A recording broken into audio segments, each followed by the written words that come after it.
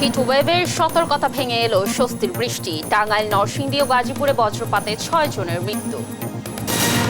দ্বিতীয় ধাপের নির্বাচনের বাকি মাত্র কয়েকদিন, চলছে জমজমাট প্রচারণা, আচরণবিধি ভঙ্গের ছড়াছড়ি। ফের অশান্ত হয়ে উঠছে পাহাড়। রাঙামাটিতে লংগদুতে এলোপাতাড়ি গুলিতে ইউপিডিএফ এর কর্মী সহ নিহত 2। দাবদাহের পরও মেহেরপুরে লিচুর বাম্পার ফলন, বাজারে উঠতে শুরু করেছে আগাম জাতের লিচু, দাম চড়া। এবং জামালপুরে শ্রমিক সংকটে ব্যাহত হচ্ছে বোরো ধান সংগ্রহ, একক মন ধানের দামেও মিলছে না একজন শ্রমিক। দর্শক দেখছিলেন সংবাদ শিরোনাম, সাথে আছে আমি কানিজ লাবনী। দর্শক এবার চলে যাচ্ছে বিস্তারিত সংবাদে।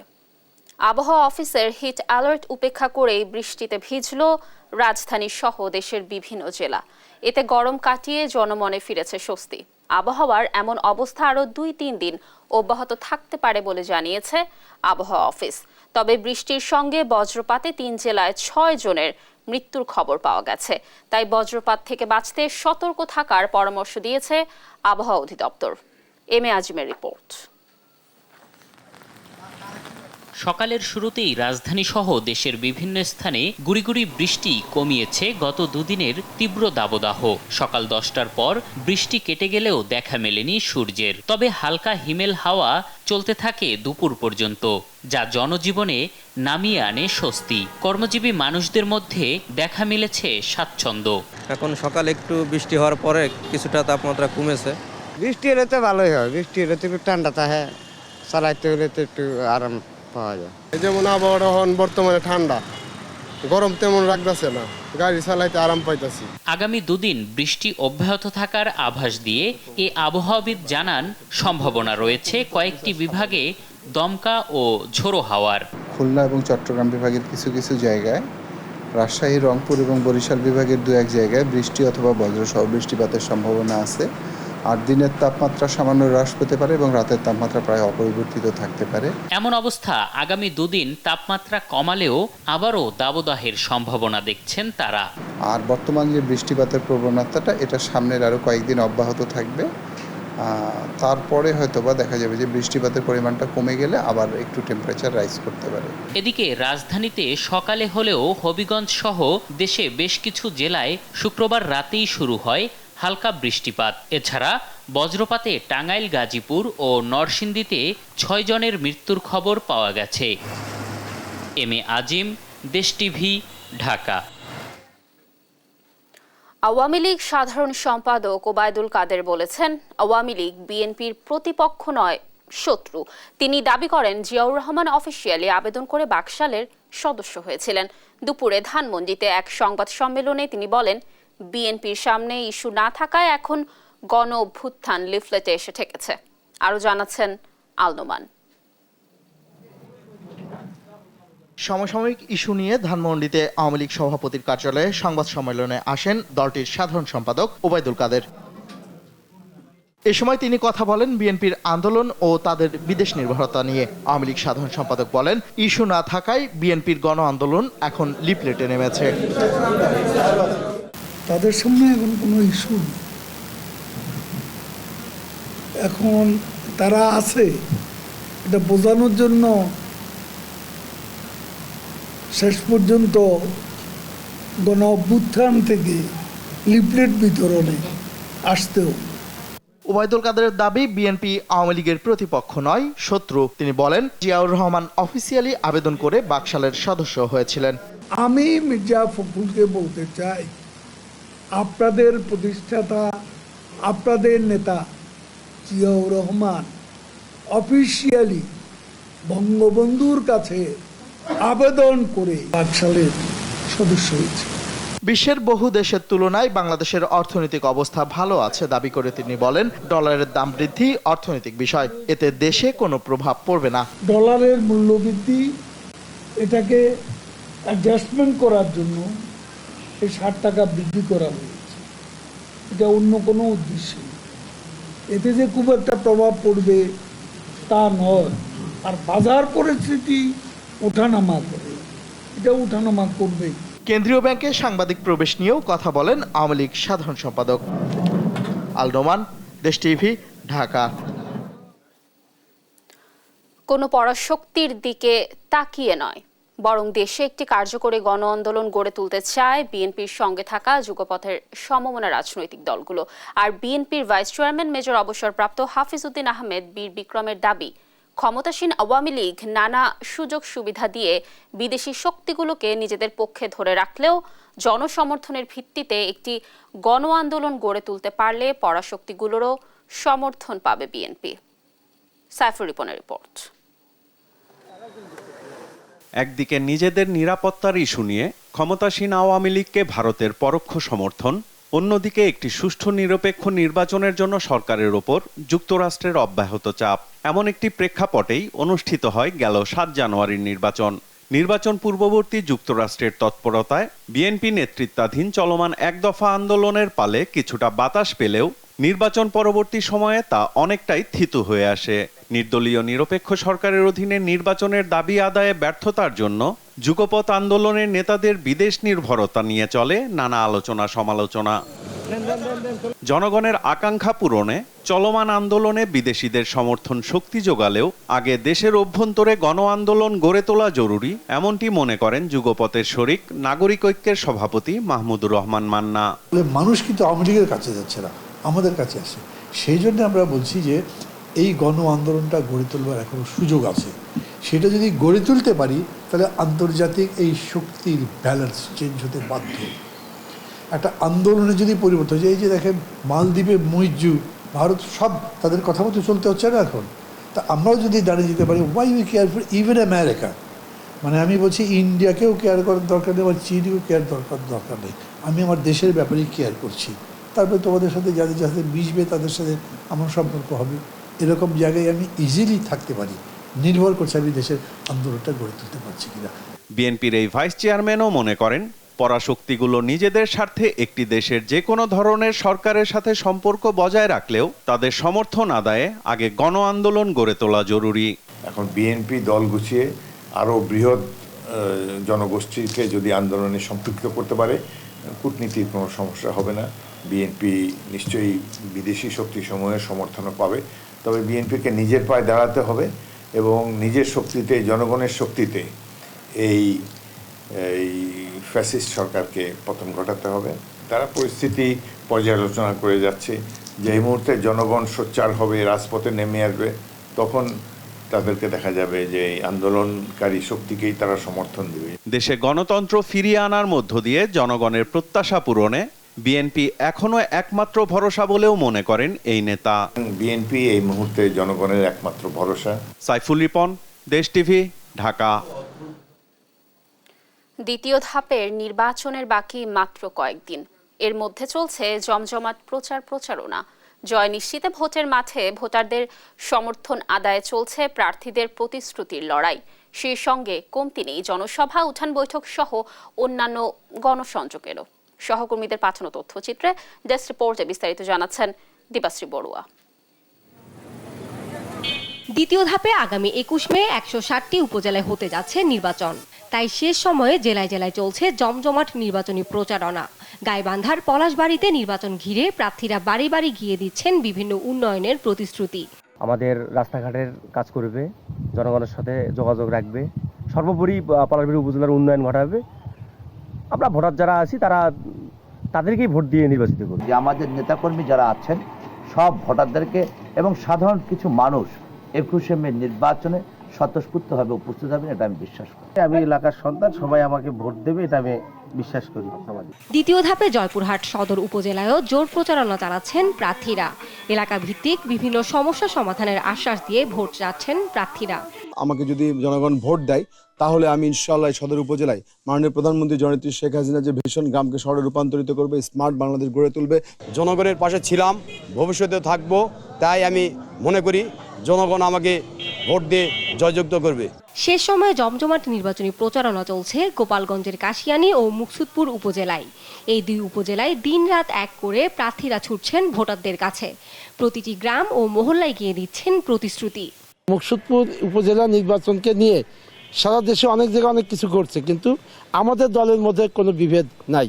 35 বছর রাজনীতির সাথে সম্পৃক্ত এবং তার চলাচলতি তার জনসাধারণের সাথে সম্পৃক্ততা অনেক বেশি, তাকেই আমি ভোটটা দেব। এদিকে মৌলভীবাজার সদর উপজেলা নির্বাচনে চেয়ারম্যান প্রার্থীর আইনি জটিলতার জন্য স্থগিত করা হয়েছে নির্বাচন। তবে রাজনগর উপজেলায় নির্বাচন ঘিরে চলছে শেষ মুহূর্তের প্রচার। আমরা সুস্থ যোগ্য প্রার্থী দেখা আমরা যারা সুখে দুঃখে পাশে পাই তারও আমরা ভোটগুলা দান করতাম। আগামী 5 বছরে আমি মানুষের পাশে থাকতে পারবো এবং রাজনগরে উন্নয়নে কাজ করতে পারবো। আমরা চাই রাজনগরকে একটি মডেল এবং স্মার্ট রাজনগর উপজেলা হিসাবে গড়ে তুলতে। মানুষের ভালোবাসায় টাকার বস্তায় কোনো কিছু ভোট নিতে পারবে না, ভালোবাসা নিতে পারবে না। রাজনগরের মানুষের হৃদয়ের মধ্যে আমাকে গেঁথে রেখেছে। এছাড়াও খুলনা, কুষ্টিয়া, সিরাজগঞ্জ, ময়মনসিংহ, বরগুনা, লক্ষ্মীপুরেও চলছে নির্বাচনী প্রচারণা। দিবাশ্রী বড়ুয়া, নিউজ ডেস্ক, দেশ টিভি। দর্শক, যেমনটি বলছিলাম, উপজেলা নির্বাচনের বাকি আর মাত্র কয়েকদিন। উপজেলা নির্বাচনের শেষ মুহূর্তের আরও তথ্য জানাবো আপনাদেরকে। এই মুহূর্তে খুলনা থেকে যুক্ত হবেন নূর ইসলাম রকি, কুষ্টিয়া থেকে সহকর্মী নাহিদ হাসান তিতাস ও লক্ষ্মীপুর থেকে যুক্ত হবেন সহকর্মী সাইফুল ইসলাম স্বপন। আমরা শুরুতেই চলে যাব খুলনায়, সেখানে আছেন আমাদের সহকর্মী রকি। রকি, খুলনায় নির্বাচনী প্রচারণা কেমন জমে উঠেছে? কি বলছেন প্রার্থীরা, কি তথ্য রয়েছে জানাবেন।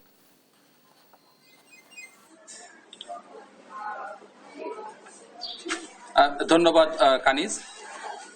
আমি এই মুহূর্তে আছি খুলনার দিঘলী উপজেলার যোগীপুর ইউনিয়নে। এখানে একজন চেয়ারম্যান প্রার্থী শেখ মারুফুল ইসলাম, সে প্রচারণা করছে। আসলে নির্বাচনের কিন্তু আর 2-1 দিন বাকি আছে। আপনারা জানেন 21 তারিখে দ্বিতীয় ধাপের নির্বাচন শুরু হচ্ছে খুলনার। আসলে কিন্তু এটা প্রথম ধাপের নির্বাচন, যেহেতু প্রথম ধাপে খুলনায় কোনো নির্বাচন ছিল না, তো সেই হিসাবে খুলনায় কিন্তু নির্বাচন বেশ উৎসব মুখর। প্রার্থীরা কিন্তু সকাল থেকে রাত অবধি ভোটারদের দ্বারে দ্বারে পৌঁছে যাচ্ছে। তারা নানান ভাবে প্রচারণা করছে, লিফলেট বিতরণ, মাইকিং সহ, উঠান বৈঠক সহ অনেকভাবে প্রচারণা করছে। আমরা যেটা প্রার্থীদের কাছ থেকে শুনেছি যে আসলে এই নির্বাচনকে কেন্দ্র করে কিছু কালো টাকারও প্রভাব এবং সন্ত্রাসী বাহিনীর আনাগোনা আছে। তবে প্রার্থীরা যেটা জানিয়েছে যে প্রশাসন তাদের সহযোগিতা করেছে এবং প্রশাসন তাদের অভয় দিয়েছে যে কোনো ধরনের কোনো সংঘাত যেন না হয়, সে বিষয়ে তারা লক্ষ্য রাখবে। আমরা একটু বলে রাখি, দিঘলী উপজেলায় কিন্তু এবার ভোট দিবে 1,30,000 ভোটার। এখানে চেয়ারম্যান পদে 4 জন প্রার্থী আছে, মহিলা ভাইস চেয়ারম্যান পদে 3 জন এবং পুরুষ ভাইস চেয়ারম্যান পদে 8 জন প্রার্থী আছে। আমরা একটু কথা বলবো এখানকার বর্তমান যে উপজেলা চেয়ারম্যান এবং এবার পুনরায় যে নির্বাচন করছে শেখ মারুফুল ইসলামের সাথে। তার কাছে জানতে চাইবো যে আসলে আপনি নির্বাচন করছেন, আপনাকে পুনরায় কেন ভোট দিবে প্রার্থীরা, একটু বলবেন। ধন্যবাদ দেশ টিভিকে, ধন্যবাদ আপনাকে। আমি বিগত টার্মে নির্বাচন করেছিলাম, আমি বিপুল ভোটের চেয়ারম্যান নির্বাচিত হয়েছিলাম এবং এই পূজার সাধারণ মানুষের যে মৌলিক চাহিদাগুলো সেগুলো আমি শতভাগ পূরণ করতে না পারলেও আমার পরে যে জাতীয় সরকার অর্পিত দায়িত্ব দিয়েছিলাম স্বচ্ছতা এবং দৃঢ়তার সাথে পালন করছি এবং আগামীতে আবারও নির্বাচন করতেছি এবং জনগণের কাছে ভোট প্রার্থনা করছি। এই কারণে যে উন্নয়নের ধারাবাহিকতা বজায় রাখতে গেলে আমি যে প্রকল্প হাতে নিয়েছি এগুলো আমাকে ভোট দিতে আমি জনগণকে আহ্বান জানাচ্ছি। আর আমাদের উপজেলা আমি যে নির্বাচন কেন্দ্র করে নিয়ে এখন যে পরিবেশ আছে ভালো আছে, কিন্তু আমাদের উপজেলায় কিছু সন্ত্রাসী তৎপরতা বেড়ে গেছে, এটা আমরা আশঙ্কা বোধ করতেছি। আমি প্রশাসনের দৃষ্টি আকর্ষণ করবো আপনাদের মাধ্যমে, যারা যেন প্রশাসনের অনেক ফোর্স দিয়ে এবং বিভিন্ন বাহিনী দিয়ে যাতে এটা নিয়ন্ত্রণ করা যায় এবং সুস্থ এবং সুন্দর পরিবেশ হয়, সেটা নির্বাচনী ইশতেহারে কি কি আছে আপনার? আমার নির্বাচনী ইশতেহার আছে, আমি গতবারও দিয়েছিলাম যে আসলে উপজেলা পরিষদ নির্বাচন হয় কিন্তু শুধু নির্বাচনের সময় জনগণ জানতো, কিন্তু নির্বাচনের পরে আর জানতো না উপজেলা পরিষদ কাজ কি, জনগণের কি কি সেবা দেবে এটা কিন্তু সাধারণ জনগণ জানতো না। কিন্তু আমি বিগত টাইমে নির্বাচিত হয়ে সাধারণ জনগণকে জানিয়ে দিয়েছি যে উপজেলা পরিষদের কাজ কি, কতটা মানুষের উপকার আসবে, কতটা মানুষের সহযোগিতা করতে হবে, এটি আমি জানিয়ে দিচ্ছি এবং এবারও সেটি পূর্ণাঙ্গভাবে আবারও চেষ্টা করতেছি যে উপজেলা পরিষদে সাধারণ মানুষের দোরগোড়ায় এদের সেবা পৌঁছে দেবো, এটা হচ্ছে আমার মূল লক্ষ্য। ধন্যবাদ কানিজ। আপনি যেমনটা শুনছিলেন যে প্রার্থী কিন্তু বলছে যে তার উপজেলায় কিছুটা সন্ত্রাসীদের আনাগোনা এবং কয়েকটি কেন্দ্র ঝুঁকিপূর্ণ বলে তার মনে হয়েছে এবং সে এটি প্রশাসনকে জানিয়েছে। তো খুলনা থেকে উপজেলা নির্বাচন সম্পর্কে এটা ছিল আমার কাছে সর্বশেষ খবর কানিজ। আমরা এখন চলে যাব কুষ্টিয়ায় আমাদের সহকর্মী তিতাসের কাছে বিস্তারিত জানার জন্য। ধন্যবাদ রকি। আসলে খুলনার মতো কুষ্টিয়াতেও দ্বিতীয় ধাপের যে উপজেলা নির্বাচন সেটি কিন্তু জমে উঠেছে, অর্থাৎ আর মাত্র একদিন, অর্থাৎ আগামীকাল রাত 12টায় শেষ হবে। কিন্তু প্রচারণা শেষ সময় এসে প্রার্থীরা প্রচারণায় ব্যস্ত সময় পার করছে। কুষ্টিয়ায় দ্বিতীয় ধাপের 4টি উপজেলা নির্বাচন হচ্ছে 4টি উপজেলার মধ্যে 3টি উপজেলায় তেমন কোনো নির্বাচনী উত্তাপ না থাকলেও কিন্তু আমি রয়েছি কুষ্টিয়া মিরপুর উপজেলায়। এখানে কিন্তু প্রার্থীদের প্রচারণা এবং নানাবিধ অভিযোগের কারণে উত্তপ্ততা বিরাজ করছে রাজনীতির মাঠে। এই মিরপুর উপজেলায় মোট চেয়ারম্যান প্রার্থী 3 জন প্রতিদ্বন্দ্বিতা করছেন। একজন হচ্ছে উপজেলা আওয়ামী লীগের সভাপতি আব্দুল হালিম, তিনি হচ্ছে দোয়াত কলম প্রতীক নিয়ে নির্বাচন করছেন। এছাড়া সাংগঠনিক সম্পাদক রয়েছে উপজেলা আওয়ামী লীগের কামাল হোসেন, তিনি হচ্ছে আনারস প্রতীক নিয়ে নির্বাচন করছেন। এছাড়া আরেকজন শরীফুল ইসলাম মোটরসাইকেল প্রতীক নিয়ে নির্বাচন করছেন। তবে এই 3 জনের মধ্যে মূল যে প্রতিদ্বন্দ্বিতা হচ্ছে সেটি হচ্ছে উপজেলা আওয়ামী লীগের সভাপতি এবং যিনি দোয়াত কলম প্রতীক নিয়ে নির্বাচন করছেন, এবং কামাল হোসেন যিনি সাংগঠনিক সম্পাদক উপজেলা আওয়ামী লীগের, তিনি আনারস প্রতীক নিয়ে নির্বাচন করছেন। অর্থাৎ এই মূল 2 জনের মধ্যেই কিন্তু মূল যে প্রতিদ্বন্দ্বিতা হচ্ছে। তবে এই উপজেলায় আমরা দেখেছি কিন্তু পাল্টা প্রার্থীদের অভিযোগ রয়েছে। আমার সাথে এখানে প্রচারণা রয়েছেন কামাল হোসেন, চেয়ারম্যান পদপ্রার্থী আনারস প্রতীক নিয়ে। আসলে আমি তার সাথে একটু কথা বলতে চাই, কেমন সাড়া পাচ্ছেন? আর তো প্রচারণার মাত্র 1 দিন সময় আছে, আর আসলে এই উপজেলায় আমরা শুনছি বিভিন্ন অভিযোগের কথা। আসলে কি বলবেন এ বিষয়ে? আসলে আমি 75% ভোট নিয়ে জয়লাভ করব। আমি বিভিন্ন জায়গায় আমি নির্বাচনে বাধাগ্রস্ত হচ্ছি এবং এলাকার মানুষ আমাকে খুব বলছে যে তুমি নির্বাচন করো বাবা, তুমি জিতে যাবা, তুমি খবরদার বসবে না, যত হুমকি দেখ না কেন তুমি বসবে না। তবে এলাকায় আমার পোস্টার টোস্টার কোনো কিছু থাকছে না, সব ছিঁড়ে ফেলছে। দেখেন কোনো পোস্টার টোস্টার নাই। কিন্তু আমি বলেছি পোস্টার ছিঁড়ে রাজনীতি হয় না, গণমানুষকে ভালোবাসলে রাজনীতি হয় বা ভোট পাওয়া যায়। জয়ের ব্যাপারে কতটা আশাবাদী, এবং যদি জয়ী হন তাহলে কি প্রতিশ্রুতি দিচ্ছেন ভোট নেওয়ার জন্য? আমি প্রতিশ্রুতি দেওয়ার বা বলার কিছু নাই। সরকার যেভাবে আমাকে উন্নয়নের কাজ যেগুলো দেয় সেইগুলো আমি গরিব দুঃখী মানুষের মাঝে বিলাতন করব, এই আর কি। যেমনটি শুনছিলেন, আসলে এই উপজেলা দ্বিতীয় ধাপে যে নির্বাচনে আমি যে উপজেলায় রয়েছে এটা মিরপুর উপজেলা। এখানে কিন্তু মোট চেয়ারম্যান প্রার্থী 3 জন রয়েছে এবং পুরুষ ভাইস চেয়ারম্যান প্রার্থী রয়েছে 4 জন এবং মহিলা ভাইস চেয়ারম্যান রয়েছে 2 জন। আসলে এক কথাই আর মাত্র 1 দিন বাকি আছে। আগামীকাল রাত 12টার সময় কিন্তু প্রচারণা শেষ হবে। শেষ সময়ে প্রার্থীরা ভোটারদের দ্বারে দ্বারে যাচ্ছেন এবং নানা প্রতিশ্রুতির মধ্য দিয়ে কিন্তু ভোট প্রার্থনা করছেন। আর এখানে প্রার্থীদের কিছুটা অভিযোগ রয়েছে, আপনি যেটি শুনছিলেন যে আসলে তাদের পোস্টার ছিঁড়ে ফেলা হচ্ছে। আসলে মূলত আপনি জানেন, আপনি শুনছিলেন যে এখানে কিন্তু 2 জন যে প্রার্থী রয়েছে 2 জনই কিন্তু আওয়ামী লীগ নেতা। এর কারণেই কিন্তু এই উপজেলায় নির্বাচনে কিছুটা উত্তপ্ততা বিরাজ করছে। কুষ্টিয়া মিরপুর উপজেলায় মোট ভোটার রয়েছে 2,80,360 জন। অর্থাৎ এই 21 তারিখের যে নির্বাচন 21শে মে, এই নির্বাচনে 2,80,360 জন ভোটারের যে প্রতিনিধি কে হবে সেটি আগামী 21শে মে বোঝা যাবে। এই ছিল কুষ্টিয়া থেকে আমার কাছে উপজেলা নির্বাচন নিয়ে সর্বশেষ খবর। আমি চলে যাচ্ছি লক্ষ্মীপুরে, সেখানে আরো উপজেলা খবর জানাবেন রয়েছেন সহকর্মী স্বপন। তিতাস, আপনি যেমনটি জানাচ্ছিলেন যে কুষ্টিয়া উপজেলা নির্বাচনের খবর, আমরা এই মুহূর্তে আছি লক্ষ্মীপুর সদর উপজেলা পার্বতীনগর ইউনিয়নের সোনাপুর গ্রামে। এখানে লক্ষ্মীপুরের 3য় ধাপে লক্ষ্মীপুর সদর উপজেলায় 29শে মে নির্বাচন অনুষ্ঠিত হবে। এই লক্ষ্মীপুর সদর উপজেলা বাংলাদেশের বৃহত্তর উপজেলাগুলোর মধ্যে একটি। এখানে 22টি ইউনিয়ন ও 1টি পৌরসভা নিয়ে একটি সদর উপজেলা গঠিত। এই উপজেলা 13 তারিখে প্রতিবদ্ধ করা হয়েছে এবং 29শে মে নির্বাচন অনুষ্ঠিত হবে। এখানে একজন প্রার্থী একটি ইউনিয়নে একদিন করে নির্বাচনে পৌঁছানোর সুযোগ পাচ্ছে না। তো আমরা এই মুহূর্তে আছি যে লক্ষ্মীপুরে একজন প্রার্থী যিনি দোয়াত প্রতীক কলমে নির্বাচন করছে, আমরা কাপিরিজ প্রতীকে নির্বাচন করছে। আমরা তার কাছে জানতে চাবো যে আপনি যে নির্বাচন করছেন, আপনি 2 বারের চেয়ারম্যান ছিলেন, তো এই নির্বাচনে আপনার জনগণের কাছে কিরকম সাড়া পাচ্ছেন? আলহামদুলিল্লাহ, আমাদের 29 তারিখে দোয়াত কলমের নির্বাচনমুখী নিয়ে আমি কাপিরিজ প্রার্থী মার্কা নিয়ে আমি নির্বাচনমুখী হয়েছি।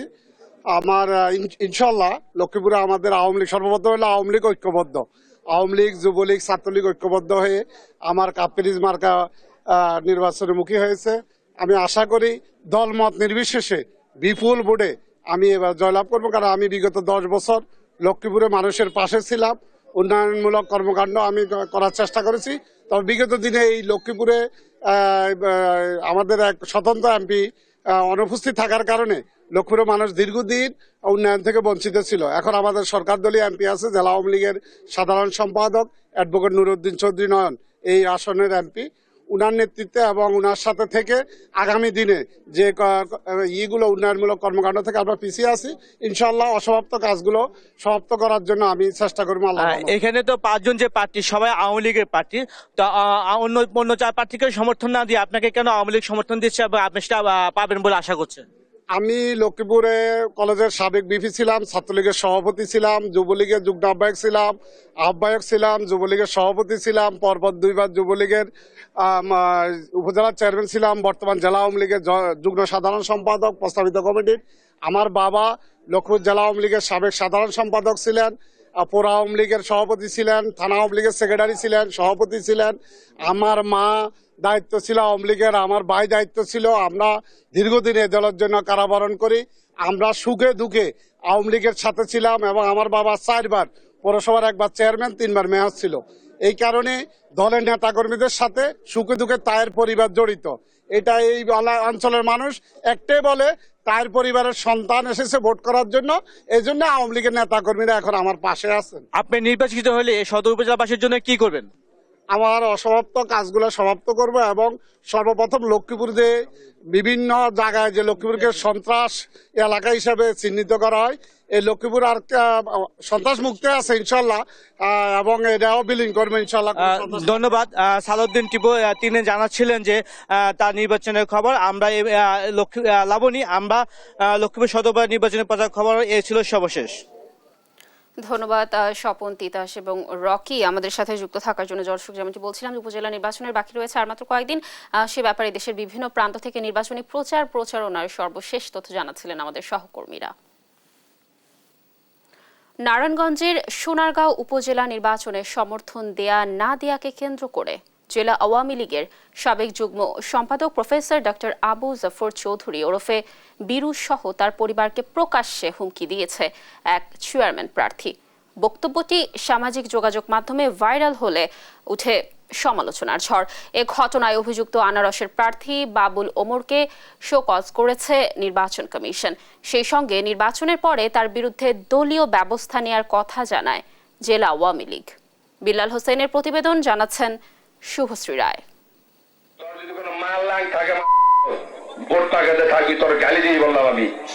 নারায়ণগঞ্জের সোনারগাঁও উপজেলা নির্বাচনী প্রচারণাকালে এভাবেই প্রকাশ্যে হুমকি দিচ্ছেন চেয়ারম্যান প্রার্থী বাবুল ওমর। 21 তারিখ খেলা হবে তার সাথে, সারা সোনারগাঁও কি হবে জানি না, ভোট না কেটে আবার খেলা হবে।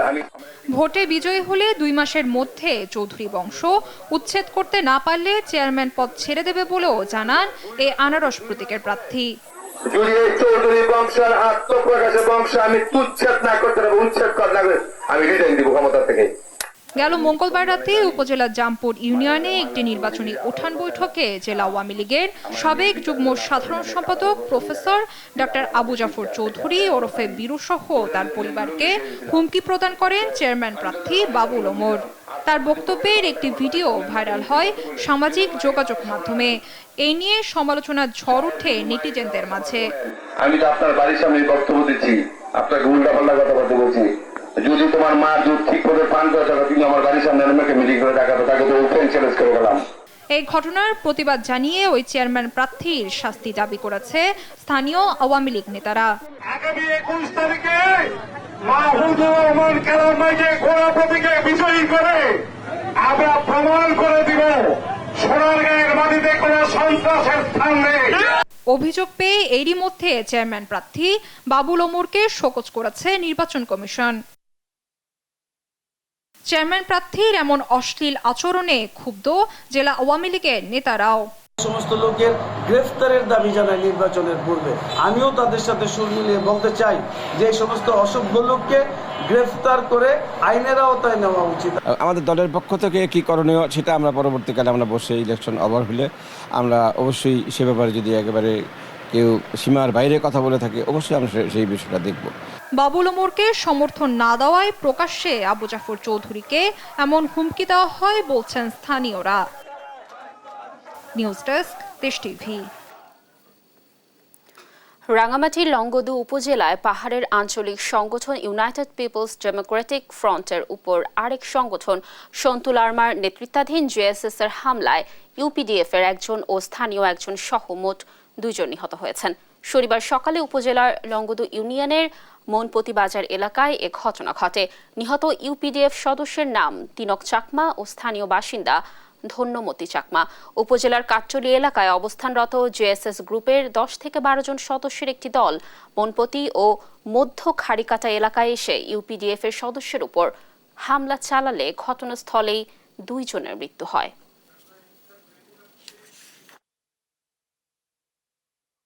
অতিরিক্ত গরমে চাঁপাইনবাবগঞ্জে বেড়েছে ডায়রিয়ার প্রকোপ। প্রতিদিনই 40 থেকে 50 জন নতুন রোগী ভর্তি হচ্ছে হাসপাতালে। এদিকে জেলা সদর হাসপাতালে রোগীর চাপ বাড়ায় বেড না পেয়ে অনেকেই চিকিৎসা নিচ্ছেন মেঝে ও বারান্দায়। সহকর্মী তারেক রহমানের তথ্য ছবিতে দেখুন ডেস্ক রিপোর্ট। তীব্র দাবদাহের পর বৃষ্টিতে কিছুটা স্বস্তি মেলে চাঁপাইনবাবগঞ্জে। তবে সম্প্রতি আবারও শুরু হয়েছে দাবদাহ। এতে বিভিন্ন রোগে আক্রান্ত হচ্ছে শিশুরা। সবচেয়ে বেশি আক্রান্ত হচ্ছে ডায়রিয়ায়। জেলার হাসপাতালগুলোতে একের পর এক বাড়ছে গরমের প্রভাবে বিভিন্ন রোগে আক্রান্ত রোগীর সংখ্যা। প্রতিদিনই 250 শয্যা বিশিষ্ট জেনারেল হাসপাতালে নতুন ডায়রিয়া রোগী ভর্তি হচ্ছে প্রায় 40 থেকে 50 জন। বেড না পেয়ে বর্তমানে ওয়ার্ড ও মেঝেতে ভর্তি রয়েছে অর্ধশত শিশু।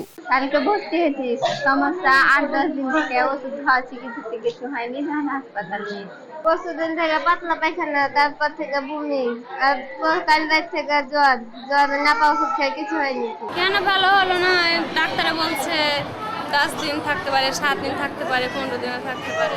এমন পরিস্থিতিতে শয্যা সংখ্যা বাড়ানোর ব্যবস্থা নেওয়ার পাশাপাশি গরমজনিত রোগ প্রতিরোধে শিশুদের প্রতি আরও বেশি যত্ন নেওয়ার তাগিদ হাসপাতালটির এই চিকিৎসকের। 250টা রোগী এখন শুধুমাত্র শিশু রোগী না, যদিও আমাদের এখানে মাঝে মাঝে যেমন এই 15 দিন আগে 125 জন রোগী ছিল টোটাল, এরকমই ছিল, কিন্তু টোটাল 125টা বেড আমাদের মানে শিশু ওয়ার্ডে 3টা মিলেও হবে না। বর্তমানে 250 শয্যা বিশিষ্ট জেনারেল হাসপাতাল সহ জেলার বিভিন্ন হাসপাতালে ডায়রিয়া রোগীর সংখ্যা কয়েক শতাধিক। নিউজ ডেস্ক, দেশ টিভি। দাবদাহের পরও মেহেরপুরে বাম্পার ফলন হয়েছে লিচুর। এতে হাসি ফুটেছে চাষিদের মুখে। এরই মধ্যে বাজারে উঠতে শুরু করেছে আগাম জাতের লিচু। ব্যস্ততা বেড়েছে লিচু পাড়া ও কেনাবেচায়। আবহাওয়া ঠিক থাকলে কৃষকরা লাভবান হবে বলছে কৃষি বিভাগ। সহকর্মী মীর শিশিরের প্রতিবেদন। মেহেরপুরের বাগান ভর্তি গাছে থোকায় থোকায় ঝুলছে লিচু। সুস্বাদু এ লিচু জেলার চাহিদা মিটিয়ে বিক্রি হয় অন্য জেলাতেও। বৈরী আবহাওয়া, দাবদাহ, অনাবৃষ্টি ও ঝড়ে কিছুটা ক্ষতি হলেও লিচুর বাম্পার ফলনে সে ক্ষতি পুষিয়ে নিচ্ছেন বাগান মালিকরা।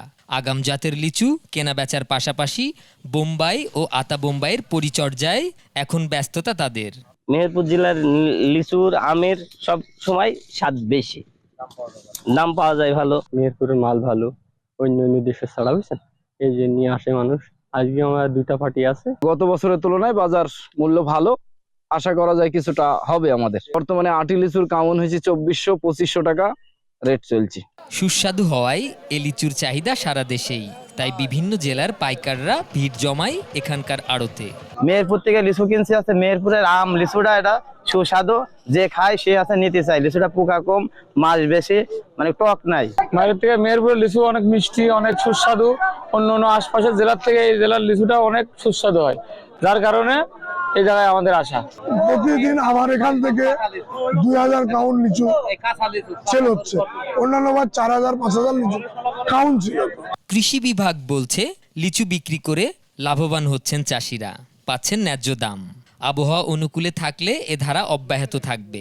ইতিমধ্যে চাষিরা বাজারজাত করতে শুরু করেছে, যে আগাম যে লিচু যেটা দেশি কিছুটা চায়না, এগুলো আমাদের বাজারে উঠতেছে এবং দামও ভালো পাচ্ছে। 250 থেকে 300 টাকা তারা সব বিক্রি করতেছে। বোম্বাইটা একটু পরে আসবে। আমাদের যদি এইভাবে আবহাওয়া থাকে, তাহলে যদি ঝড় বৃষ্টি না হয় বা কোনো ন্যাচারাল ডিজাস্টার না হয়, তাহলে আশা করি লিচুরা চাষিরা ভালো দাম পাবে। জেলা কৃষি বিভাগের তথ্য মতে এবার জেলায় 715 হেক্টর জমিতে হয়েছে লিচু চাষ, যেখানে উৎপাদন লক্ষ্যমাত্রা 6110 মেট্রিক টন। মীর শিশির, দেশ টিভি, মেহেরপুর। পাট ও পাটজাত পণ্যকে বিশেষ গুরুত্ব দেওয়া হচ্ছে বলে জানিয়েছেন পাট ও বস্ত্রমন্ত্রী জাহাঙ্গীর কবির নানক। তিনি বলেন, বন্ধ পাটকল এলাকার জমিতে অর্থনৈতিক জোন করার বিষয়েও বিবেচনা করা হচ্ছে। শনিবার খুলনায় পাটকল পরিদর্শন শেষে পাটমন্ত্রী এ কথা বলেন। এ সময় মন্ত্রী বলেন, বেসরকারিভাবে লিজ নেওয়া খুলনার রাষ্ট্রায়ত্ত পাটকলগুলো আশানুরূপ উৎপাদনে যেতে পারেনি। লিজের শর্তানুযায়ী পর্যাপ্ত পরিমাণ পাট জাতীয় পণ্য উৎপাদন সহ মিলের পুরাতন দক্ষ কর্মীদের কর্মসংস্থান সৃষ্টি করার কথা থাকলেও তা বাস্তবায়ন না হওয়ায় মন্ত্রণালয় এ বিষয়ে নতুন সিদ্ধান্ত নিতে পারে বলেও জানান তিনি। এই মিলগুলিতে এই জাতীয় শিল্প কারখানা গড়ে উঠবে, যাতে করে এই এলাকায় যারা স্কিল্ড লেবার শ্রমিক রয়েছে তাদেরকে যাতে এই মিলগুলিতেই আবার চাকরিতে পুনর্বহাল করতে পারে, তারা যাতে কাজে যোগদান করতে পারে।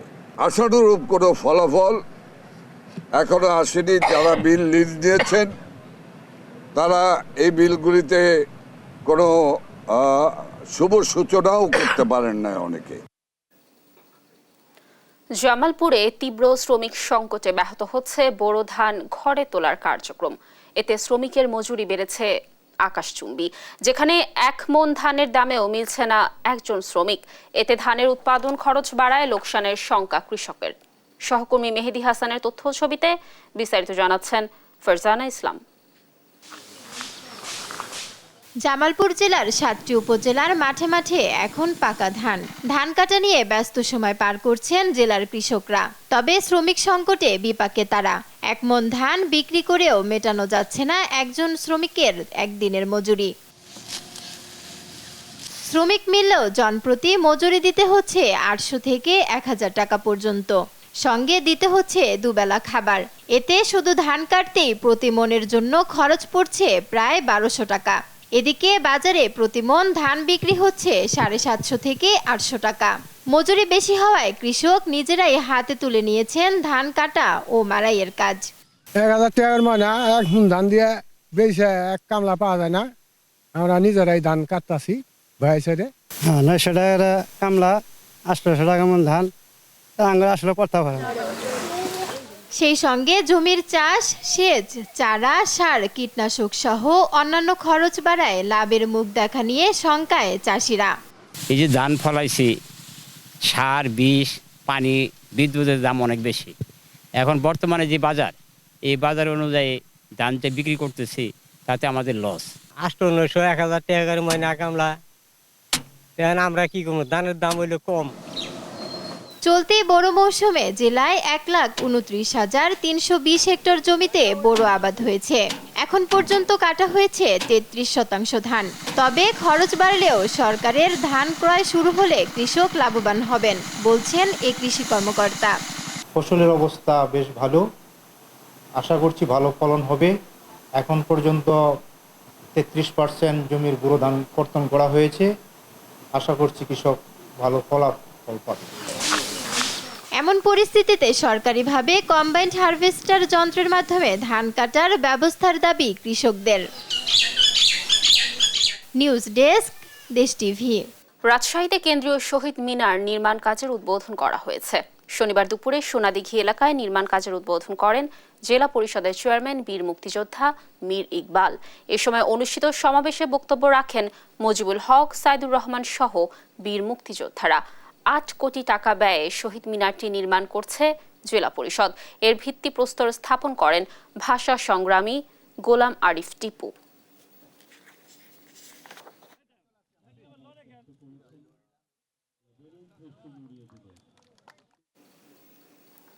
পল্লী জীবিকায়ন প্রকল্প 3য় পর্যায়ের কার্যক্রম গতিশীল করতে উপকারভোগীদের সঙ্গে মত বিনিময় সভা অনুষ্ঠিত হয়েছে।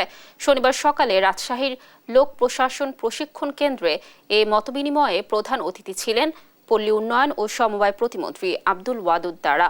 বিআরডিবির মহাপরিচালক আব্দুল গফফার খানের সভাপতিত্বে বক্তব্য রাখেন প্রকল্প পরিচালক আলাউদ্দিন সরকার। অনুষ্ঠানে বিআরডিবির উপকারভোগী সদস্যরা বক্তব্য রাখেন।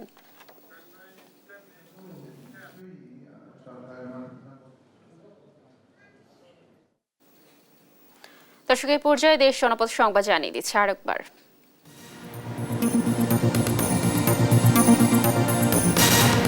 হিটওয়েভের সতর্কতা ভেঙে এলো স্বস্তির বৃষ্টি। টাঙ্গাইল, নরসিংদী ও গাজীপুরে বজ্রপাতে 6 জনের মৃত্যু। দ্বিতীয় ধাপের নির্বাচনের বাকি মাত্র কয়েকদিন, চলছে জমজমাট প্রচারণা, আচরণবিধি ভঙ্গের ছড়াছড়ি।